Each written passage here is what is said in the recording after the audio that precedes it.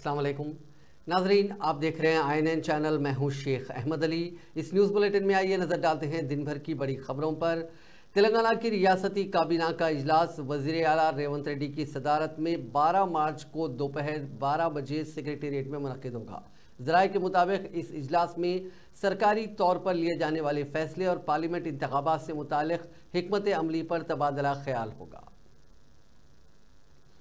रियासती वजीर पूनम प्रभाकर ने RTC मुलाजिमीन के लिए PRC का ऐलान किया है। उन्होंने कहा कि RTC मुलाजिमीन को 21% फिटमेंट अदा किया जाएगा। 1 जून से नए फिटमेंट पर अमलावरी की जाएगी। रियासती वजीर के मुताबिक इस इकदाम से RTC पर माहाना 35 करोड़ का बोझ पड़ेगा और इससे 53,071 RTC मुलाजिमीन को फ़ायदा होगा। हाल ही में हैदराबाद के बागलिंगमपल्ली में वाक़ RTC कला भवन में साल 2023 और 24 के लिए मुलाजिमीन और ओहदेदारों को रियासती वजीर ने RTC के MD VC सजनार के साथ मिलकर अवार्ड पेश किए थे। बादशाह RTC मुलाजिमीन ने रियासती वजीर से मुलाकात करते हुए PRC से मुतालिक याददाश्त पेश की थी। इस मौके पर रियासती वजीर ने मुलाजिमीन को इस मसले की यकसोई का तयक़ुन दिया था और कहा था कि वो इस मसले को चीफ मिनिस्टर से रुजू करते हुए इसका हल निकालेंगे। हुकूमत के इस फैसले पर RTC मुलाजिमीन खुश हैं।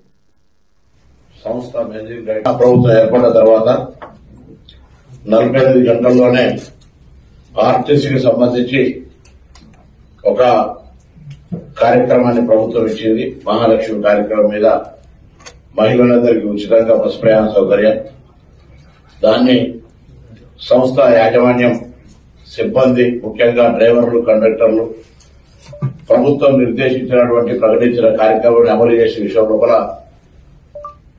100% శ్రమపడి ఎన్ని ఇబ్బందులున్నా ప్రభుత్వ కార్యక్రమం విజయవంతం లోపల వాళ్ళ బాధ్యత నిర్వహించారు। ముఖ్యంగా వాళ్ళందరికీ కూడా హృదయపూర్వకంగా అభినందనలు తెలియజేస్తాను। రాష్ట్ర ప్రభుత్వం తరఫున సంస్థ తరఫున ప్రభుత్వ పథకం తీసుకొని ముందుకు పోవాలన్నప్పుడు దాన్ని అమలు చేసే అధికార యంత్రాంగం 100% శ్రమపడాల్సి వస్తుంది। అందులో భాగంగానే ఈ యొక్క మహిళలకు సంబంధించి ఉచితంగా బస్ ప్రయాణం డిసెంబర్ 9 నాడు ప్రకటిస్తే ఇలా మార్చి 9 దాదాపు 25 కోట్ల దాదాపు మహిళలు ఉచితంగా ప్రయాణం చేశారంటే ఆ కార్యక్రమం విజయవంతంగా గ్రామీణ ప్రాంతాల్లో ఉన్నటువంటి అనేక మంది అక్కా చెల్లెలకు ఉపయోగపడుతుందో అర్థమవుతోంది। సో ఈ సందర్భంలో కష్టపడి పనిచేస్తున్న సిబ్బందికి కూడా ప్రభుత్వము సంస్థ ముఖ్యంగా MD గారు కానీ ప్రిన్సిపల్ సెక్రటరీ గారు కానీ గౌరవ ముఖ్యమంత్రి గారు ఉప ముఖ్యమంత్రి గారు అందరూ కూడా సంస్థలో పనిచేస్తున్న వాళ్ళందరి యొక్క మంచి చెడు కూడా మనమే చూడాల్సి ఉంది అనేటువంటి ఒక ఆలోచనతోటి మరి ప్రభుత్వం తరఫున ఒక నిర్ణయం తీసుకోవడం జరిగింది। ఇప్పటికే चीफ मिनिस्टर रेवंत रेड्डी ने हफ्ते को सेक्रेटेरिएट में टाटा टेक्नोलॉजीज के नुमाइंदों के साथ एक इजलास मुनक़िद किया। नायब वजीर आला भट्टी विक्रमार्का, वजीर IT D Sridhar Babu, chief secretary Shanti Kumari और दीगर हुक्काम इस इजलास में मौजूद थे। रियासत में टाटा ग्रुप ने 65 ITIs को टेक्निकल स्किल ट्रेनिंग सेंटर्स कायम करने के लिए रियासती हुकूमत के साथ एक मुफाहमतनामे पर दस्तखत किए हैं। रियासती हुकूमत और टाटा ग्रुप के अहदेदारों ने माहिदों पर दस्तखत किए। टाटा टेक्नोलॉजीज लिमिटेड सरकारी ITIs को जदीद टेक्नोलॉजी मराकज़ के तौर पर अपग्रेड करेगा।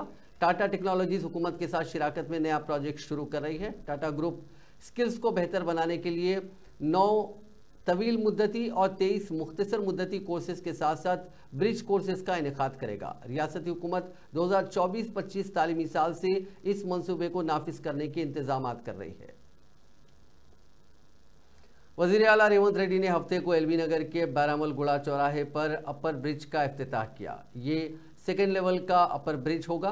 148 करोड़ 50 लाख की लागत से बनाया गया ये फ्लाईओवर शमशाबाद और अवैसी हॉस्पिटल से BN रेड्डी नगर और नागार्जुना सागर जाने वाली गाड़ियों और चिंतलकुंटा चेकपोस्ट अंडरपास से हयात नगर और विजयवाड़ा जाने वाली ट्रैफिक के लिए मुफीद साबित होगा। ఈ ఏరియాలోనే కాకుండా మనకి చుట్టుపక్కల ప్రాంతాల్లో కూడా ట్రాఫిక్ తగ్గడానికి, ట్రాఫిక్ సజావుగా జరగడానికి, అలాగే పొల్యూషన్ తగ్గడానికి, మనకి ట్రాఫిక్ టైం కూడా తగ్గడానికి ఈ ఫ్లైఓవర్ మనకి చాలా ఉపయోగపడుతుంది। అంతేకాకుండా హైదరాబాద్ నగరం సర్వాంగ సుందరంగా కనిపించడానికి కూడా ఈ ఫ్లైఓవర్స్ మనకి చాలా అత్యద్భుతంగా దోహదం చేస్తాయి। కాబట్టి ఇంకా ఇలాంటి 40 మరొకసారి గౌరవ ముఖ్యమంత్రి శ్రీ యనమల రేవంత్ రెడ్డి గారికి వర్గం నుంచే దాదాపుగా 30,000 మెజారిటీ ఇవ్వడంతో ఆనాడు దేశంలోనే పెద్ద పార్లమెంటు నియోజకవర్గమైన మల్కాజ్గిరి నుంచి ఎంపీగా గెలిచి మీ తరఫున ప్రశ్నించే గొంతుకగా ప్రతిపక్ష పాత్ర పోషించడంతో పార్టీ పిసిసి అధ్యక్షుడిగా అవకాశం ఇచ్చింది. మీ అభిమానంతో మీరు అండగా నిలబడడంతో రాష్ట్ర నలుమూలల ప్రజా సమస్య మీద పోరాటం చేస్తే మీ అభిమానంతో మళ్ళీ ఈరోజు తెలంగాణ రాష్ట్రానికి ముఖ్యమంత్రినై బైరామాల్గూడ ఫ్లైఓవర్ ప్రారంభోత్సవానికి మీ దగ్గరకు వచ్చిన. ఎప్పుడు ఎల్బీ నగర్కు వచ్చినా గుండె వేగం పెరుగుతుంది. ఎందుకంటే ఇక్కడ మొత్తం మా బంధువులు, మాకు కావాల్సిన వాళ్ళు, మాకు సన్నిహితులు కష్టాలలో అండగా నిలబడ్డా మీరందరూ ఇక్కడ ఉంటారు. ఏ అవసరం వచ్చినా ఏ రాత్రైనా అండగా నిలబడతారు. మిమ్మల్ని చూస్తే ఆనందంతో గుండె వేగంగా కొట్టుకుంటుంది. ఈరోజు ముఖ్యమంత్రిగా ఇక్కడికి వచ్చి మీ ముందర నిలబడడం అంటే మీరు నాటిన మొక్క పెద్దదై ఇవాళ రాష్ట్రానికి నాయకత్వం వహించి రాష్ట్రాన్ని అభివృద్ధి పదం వైపు నడిపించే అవకాశం వచ్చింది. మీ అభిమానం ఎప్పటికీ గుర్తుపెట్టుకొని తెలంగాణ రాష్ట్రాన్ని, మరీ ముఖ్యంగా హైదరాబాద్ నగరాన్ని దేశానికి ఆదర్శంగా నిలబడే విధంగా అభివృద్ధి పదం వైపు నడిపించే ఆలోచనతోనే మా ప్రభుత్వం పనిచేస్తుంది. అభివృద్ధిలో భాగంగా वज़ीर आला रेवंत रेड्डी से कर्नाटक के वजीर ज़मीर हमीद खान ने अपने साथियों के साथ मुलाकात की। इस मौके पर दोनों रियासतों में कांग्रेस हुकूमत की कारकर्दगी और अवामी मसाइल पर बातचीत की गई। पार्लियामेंट इंतखाबात के कांग्रेस उम्मीदवारों ने वज़ीर आला के क़यामगाह पहुंचकर मुलाकात की। महबूबनगर के उम्मीदवार वंशी चंद रेड्डी, जहीराबाद के उम्मीदवार सुरेश शेटकर ने अफराद ख़ानदान के साथ, महबूबाबाद के उम्मीदवार बलराम नायक ये भी इसमें शामिल थे। इन सभी उम्मीदवारों ने वज़ीर आला से मुलाकात करते हुए उन्हें पार्टी का उम्मीदवार बनाने पर शुक्रिया अदा किया। नायब वज़ीर आला भट्टी विक्रमार्का ने दावा किया है कि कांग्रेस हुकूमत ने बढ़ती हुई मांगों को पूरा करने के लिए पिछली बीआरएस हुकूमत से ज़्यादा बिजली फराहम की है। हफ्ते को doctor BR Ambedkar Telangana secretariat में एक प्रेस कॉन्फ्रेंस से खिताब करते हुए भट्टी ने कहा कि जुमे को हमने रिकॉर्ड 15,623 मेगावाट बिजली फराहम की है, जो रियासत की तारीख में सबसे ज़्यादा है। ताहम भट्टी ने बीआरएस हुकूमत पर बिजली की किल्लत और कटौतियों के हवाले से झूठा प्रोपेगेंडा करने का इल्ज़ाम लगाया और पिछले साल से तकाबुल करते हुए इस साल के आदाद और शुमार पेश किए। उन्होंने कहा कि आइंदा मौसम गर्मा के दौरान बिजली की तलब में इजाफे की तवक्को है। इसी के पेश नज़र रियासती हुकूमत ने जामे इंतजामात किए हैं, जिसका मकसद 16,500 मेगावाट की ज़्यादा खपत को पूरा करना है। उन्होंने अवाम पर जोर दिया कि वो बीआरएस के ज़रिए प्रोपेगेंडा किए जा रही बातों पर यकीन ना करें। भट्टी ने महकमे बिजली के बाज़ अफसरान पर हुकूमत को बदनाम करने की कोशिश करने का भी इल्ज़ाम लगाया और कहा कि उनके खिलाफ ज़रूरी कार्रवाई की जा रही है। गृह ज्योति स्कीम के बारे में अपोजिशन के दावों की तरदीद करते हुए भट्टी ने वाज़ेह किया कि तमाम तस्दीक शुदा दरख्वास्त दहिंदगान को 200 यूनिट मुफ्त बिजली मिलने का वादा किया गया था। उन्होंने कहा कि कांग्रेस हुकूमत गृह ज्योति स्कीम के ज़रिए जिन लोगों को बिजली फराहम कर रही है, 200 यूनिट तक मुफ्त बिजली फराहम कर रही है, उनकी तादाद 40,33,702 है। 230.54 మిలియన్ యూనిట్స్ ఇస్తే సరఫరా చేస్తే జనవరి 2024 243.12 మిలియన్ యూనిట్స్ సరఫరా చేశాం. ఫిబ్రవరి 2023 263.38 263.38 మిలియన్ యూనిట్స్ సరఫరా జరిగితే ఫిబ్రవరి 2024లో 272.85 మిలియన్ యూనిట్స్ సరఫరా చేశాం. మార్చ్ 2023 289.78 మిలియన్ యూనిట్స్ ఉంటే మార్చ్ 2024 295.21 మిలియన్ యూనిట్స్ ని సరఫరా చేశాం. సో దీన్ని బట్టి గత సంవత్సరం కంటే కూడా ఎక్కువగా वजीर सेहत दामोदर राज नरसिम्हा ने हैदराबाद के निम्स में fidelity tech enabled critical care simulation skill lab का इफ्तिताह अंजाम दिया। रियासती हुकूमत के महकमे तिब और सेहत के सेक्रेटरी क्रिस्टा जोडो और दीगर सीनियर ऑफिसर्स इस मौके पर मौजूद थे और उन्होंने इस कार्डियोपल्मोनरी रिसिक्वेशन यूनिट का डेमो भी शुरू किया। इस मौके पर निम्स के director doctor Beerappa, medical superintendent के नुमाइंदों ने यूएसएडी और दीगर डॉक्टरों के साथ इस मौके पर शिरकत की।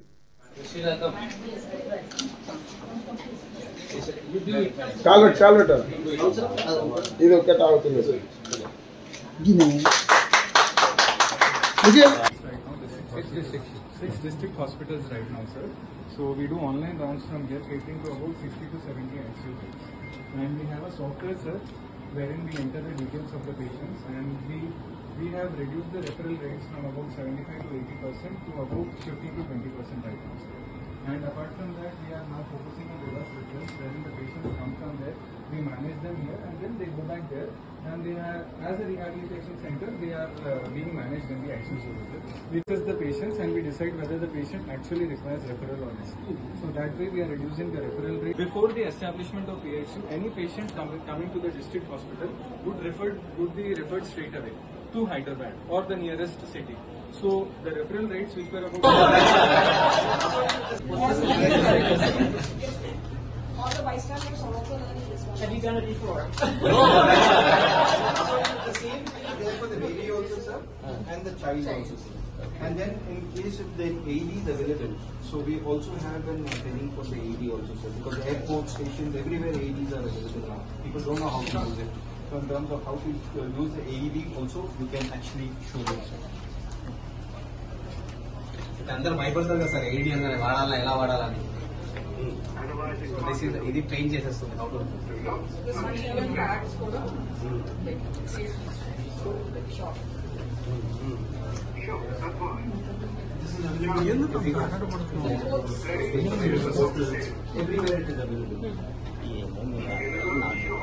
रियासती हुकूमत ने मेडीगड्डा, अन्नारम और सुंदेला बैराजों की तामीर से वाबस्ता तमाम मुलाजिमीन को 9 मार्च को 9 बजे नेशनल डैम सेफ्टी अथॉरिटी की माहिर कमेटी के सामने पेश होने की हिदायत दी है। 2016 से अब तक वो लोग जिन्होंने तहकीकात, हाइड्रोलॉजी, डिज़ाइन, मॉडल स्टडीज़, तामीरात, ऑपरेशंस और देखभाल, क्वालिटी कंट्रोल में काम किया है और रिटायर हुए हैं, उन लोगों का तबादला हो चुका है। इन सभी को इस इजलास में शिरकत का हुक्म दिया गया। NDSA 4 रोज़ा दौरे पर रियासत में है, उनका दौरा उस दिन मुकम्मल हो जाएगा। साबिक वजीर व कांग्रेस की खातून कायद पुष्पा लीला ने गांधी भवन में मीडिया से बात करते हुए BRS रुकने कानून साज काउंसिल कविता की जानिब से खवातीन के मसाइल को लेकर किए जाने वाले धरने का मजाक उड़ाया। इसे मजाक का करार देते हुए बताया कि BRS के 10 साल दौरे इख्तिदार में कविता को खवातीन की तरक्की की फिक्र नहीं हुई। अब जब इख्तिदार हाथ से चला गया तो खवातीन के मसाइल को लेकर वो धरने दे रही हैं। కేసీఆర్ గారు ఆయన కూతుర్ని ఏమి జాగృతి అనే పేరుతోటి అందరినీ ఏం జాగృతి చేసిందో తెలియదు కానీ ఆమె మాత్రం చాలా ఎక్కువ జాగృతి అయిపోయి ఎన్ని రకాల కార్యక్రమాలు చేసిందో మనందరికీ తెలుసు। ఈ 10 సంవత్సరాల లోపల రేవంత్ రెడ్డి గారు ముఖ్యమంత్రి అయిన తర్వాత కాంగ్రెస్ పార్టీలో నిజమైన ప్రజాస్వామ్యానికి అర్థం వచ్చే విధంగా ఆ రోజు ప్రగతి భవన్ అనే దాన్ని కేవలం వారి పీఠం కోసం కాపాడడం కోసమే ఒక దొంగలాగా తలుపులు మూసుకొని ఎవరిని రానివ్వకుండా అటు ఎమ్మెల్యేలకు కానీ అధికారులకు కానీ అవకాశాలు ఇవ్వలేని రోజు పెద్దవాళ్ళు ఎవరైనా సరే ఆఖరి గద్దర్ లాంటి ఒక సోదరుణ్ణి ఎన్ని రోజులు అవమానపరిచి అక్కడ నిలబెట్టించారో మనం చూసినప్పుడు ఈ కవితమ్మ ఎక్కడుంది? నా ప్రశ్న। కాంగ్రెస్ పార్టీలో రేవంత్ రెడ్డిని ప్రశ్నించడానికే ఒక పెద్ద ఉద్యమం చేసినట్టుగా ఈవిడ లిక్కర్ రాణి అని పేరు తెచ్చుకొని మనకన్నీ కూడా తెలుసు కదా, చదువు విషయంలో కానీ సమానత్వ విషయంలో కానీ ఆ రోజు సావిత్రిబాయి పూలే ఈ విద్యను అందించడానికి ఆ మహాతల్లి అసలు చదువు అనేదే అంటరాని తనిగా వాళ్ళు చదువుకోవడమే కాదు, ఏ స్త్రీ కూడా చదవడానికి అవకాశం లేనప్పుడు ఆ మహాతల్లి సావిత్రిదేవి పూలే గారు మనకి ఆ అవకాశాన్ని కల్పించారు. ఆ తర్వాత साबिक रियासती वजीर व रुकन असेंबली हरीश राव ने कहा कि चंद्रशेखर राव हुकूमत में किसी भी दिन बरखी सरबराही बंद नहीं हुई, लेकिन कांग्रेस के इख्तिदार में आने के साथ ही बरखी कटौती का सिलसिला शुरू हो गया। उन्होंने बताया कि वो एक मौजू के दौरे पर थे जहां किसानों ने तशवीश का इजहार करते हुए कहा कि बरखी कटौती शुरू हो गई है। पार्लिमानी इंतखाबात में मौका फराहम करने की ख्वाहिश करते हुए जहीराबाद हल्के के तहत रहने वाले मुन्नूर कापू संगम के कायदीन ने आज तेलंगाना भवन में हरीश राव से मुलाकात करते हुए उन्हें याददाश्त पेश की। इस मौके पर हरीश राव ने कहा कि वो उनकी गुजारिश से पार्टी सरबराह चंद्रशेखर राव को वाकिफ करवाएंगे। हरीश राव ने बताया कि साबिक में भी मुन्नूर कापू के कायदीन को बहुत ज़्यादा मौके फराहम किए गए। हरीश राव ने कांग्रेस हुकूमत की जानिब से किए गए वादों पर अदम अमल आवरी पर भी बरहमी का इजहार किया।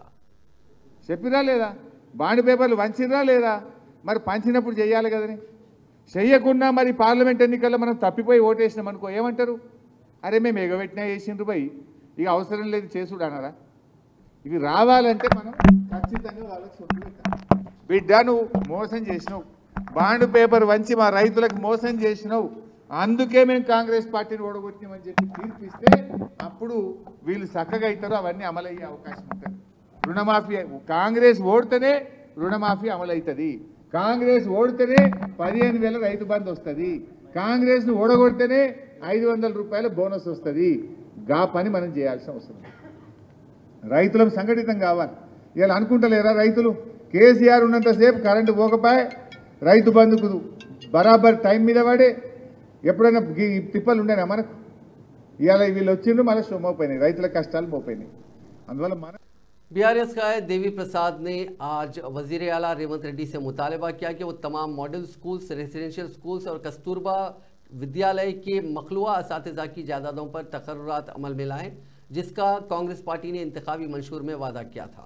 उन्होंने कहा कि वज़ीर आला टीचर ज़मरे से मुंतखब होने वाले MLCs के साथ इजलास मुनक़िद करते हुए असातिज़ा के मसाइल की यकसोई करें। उन्होंने इस बात की वजाहत की कि साबिक़ वज़ीर हरीश राव ने मुलाजिमीन के खिलाफ कोई बयान नहीं दिया, जिसकी खुद हरीश राव ने भी तरदीद की है। MNREGS మహాత్మా గాంధీ జాతీయ గ్రామీణ ఉపాధి హామీ పథకం కింద పనిచేస్తున్నటువంటి 12,660 మందికి గత 3 నెలలుగా వేతనాలు లేవు. గత 3 నెలలుగా చాలని వేతనాలతో ఉన్నటువంటి వాళ్ళకి అందులో కేంద్ర ప్రభుత్వం వాటా ఉంది, రాష్ట్ర ప్రభుత్వం వాటా ఉంది, పెద్దన్నున్నాడు, చిన్నన్నున్నాడు. కానీ అయినప్పటికీ కూడా ఇప్పటి వరకు 12,660 మహాత్మా గాంధీ ఉపాధి హామీ పథకానికి సంబంధించినటువంటి వేతనాలు కూడా ఇప్పటి వరకు కూడా చెల్లించడంలో వైఫల్యం చెందారు. మేము డిమాండ్ చేస్తూ ఉన్నాం, మీరు ఫస్ట్కు వేతనాలు ఇవ్వడానికి మేము స్వాగతిస్తున్నాం, ఎవరో ఫస్ట్కు వేతనాలు ఇస్తే మీకెందుకు అనేటువంటి మాట కొందరు. सदर रियासती बीजेपी और मरकजी वजीर सियाहत किशन रेड्डी ने आज अपने पार्लिमानी हल्के सिकंदराबाद में मुनक्किद होने वाले प्रोग्राम्स में शिरकत की। माफ़ कीजिएगा, माफ़ कीजिएगा, कुछ तकनीकी ख़राबी की वजह से यह खबर हम आपको दिखा नहीं पाएंगे। दरअसल आज किशन रेड्डी मुख्तलिफ प्रोग्राम्स में शिरकत करने वाले थे। इसके अलावा एक प्रेस कॉन्फ्रेंस भी उनकी मुनक्किद होने वाली थी, लेकिन बीजेपी के आला कमान की तलबी पर वो नई दिल्ली के लिए रवाना हुए हैं। आज तवक्को है कि बीजेपी तेलंगाना के 8 पार्लिमानी हलकों के लिए अपने उम्मीदवारों के नामों को खतियत दे सकती है। Telangana state road transport corporation greater Hyderabad zone के तहत हैदराबाद और सिकंदराबाद के इलाके की खवातीन की सबसे ज़्यादा तादाद ने महालक्ष्मी स्कीम के तहत RTC बसों में मुफ्त सफ़र किया। इस स्कीम के निफाज के बाद से अब तक 13,50,00,000 खवातीन ने इस्तेफादा किया। RTC हैदराबाद रीजन में 1,410 बसें चलाई जा रही हैं। सिकंदराबाद जोन में 1,260 बसें चलाई जा रही हैं। इस तरह ग्रेटर जोन की जुमला 2,670 बसों में 20 से 21 लाख अफराद सफ़र करते हैं। उनमें से 14,50,000 खवातीन शामिल हैं। महालक्ष्मी स्कीम के लागू होने से पहले उनकी तादाद 4.5 लाख थी और अब ये बढ़कर 10 लाख हो गई है। भारतीय जनता पार्टी, तेलुगु देशम पार्टी और जनसेना पार्टी आंध्र प्रदेश में एक साथ लोकसभा इंतखाबात लड़ेंगे। इसका बाज़ाब्ता ऐलान हफ्ते की शाम 6 बजे बीजेपी सदर JP नड्डा ने सोशल मीडिया पर किया। इससे पहले TDP कायदीन दिन भर रैलियों और मीडिया में इसका जिक्र करते रहे हैं। TDP सुप्रीमो चंद्रबाबू नायडू ने कहा कि आंध्र प्रदेश बुरी तरह बर्बाद हो चुका है। इस इत्तेहाद के साथ आने से रियासत और मुल्क को फ़ायदा होगा। साथ ही बीजेपी के कौमी सदर जेपी नड्डा ने कहा कि पीएम मोदी की क़यादत में मुल्क और रियासत यकीनी तौर पर तरक्की करेगा। बीजेपी ने यह भी कहा कि सीटों की तकसीम से मुताल्लिक बातचीत को भी 1-2 दिन में हतमी शक्ल दे दी जाएगी। हफ्ते को मरकजी वज़ीर दाखिला अमित शाह की रिहाइशगाह पर इत्तेहाद से मुताल्लिक एक मीटिंग हुई। टीडीपी के सदर चंद्रबाबू नायडू और जनता पार्टी के सदर पवन कल्याण ने इसमें शिरकत की। बाद टीडीपी के रुकन पार्लियामेंट के मेडला रविंदर कुमार ने भी बताया कि उनकी पार्टी एनडीए में शामिल हो रही है। दरहकीकत 2018 तक टीडीपी बीजेपी की ज़ेर क़यादत इत्तेहाद एनडीए के सबसे अहम इत्तेहादियों में से एक थी।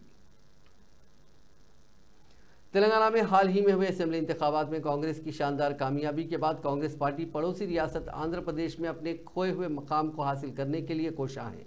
इसी के हिस्से के तौर पर मुत्तहदा आंध्र प्रदेश के साबिक़ वज़ीर आला वाईएस राजशेखर रेड्डी की दुख्तर वाईएस शर्मिला को आंध्र प्रदेश कांग्रेस का सरबराह बनाया गया है। 2014 में मुत्तहदा आंध्र प्रदेश की तकसीम के जरिए तेलंगाना की तश्कील के बाद से दोनों रियासतों में कांग्रेस को शदीद नुकसान उठाना पड़ा था। ताहम तकरीबन 10 साल की जद्दोजहद के बाद तेलंगाना में कांग्रेस दोबारा इख्तिदार पर वापस हुई। कांग्रेस चाहती है कि एक और तेलुगु रियासत आंध्र प्रदेश में इसकी खोई हुई अजमत बहाल की जाए।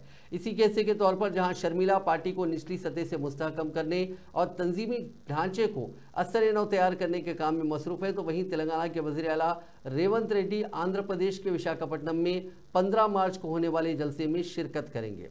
आंध्र प्रदेश में असेंबली इंतखाबात लोकसभा इंतखाबात के साथ होने वाले हैं। पार्टी उन इंतखाबात के लिए हिकमत अमली तैयार कर रही है। आंध्र प्रदेश से ताल्लुक़ रखने वाली डॉक्टर की ऑस्ट्रेलिया में मौत हो गई। महलूक डॉक्टर की शिनाख्त ज़िले कृष्णा की रहने वाली एम उज्ज्वल के तौर पर की गई है, जो पीजी मेडिकल कोर्स के लिए ऑस्ट्रेलिया गई थी। वो अपने साथियों के साथ तफरीह के लिए ट्रैकिंग पर गई थी, ताहम इत्तेफाकी तौर पर उसकी मौत हो गई।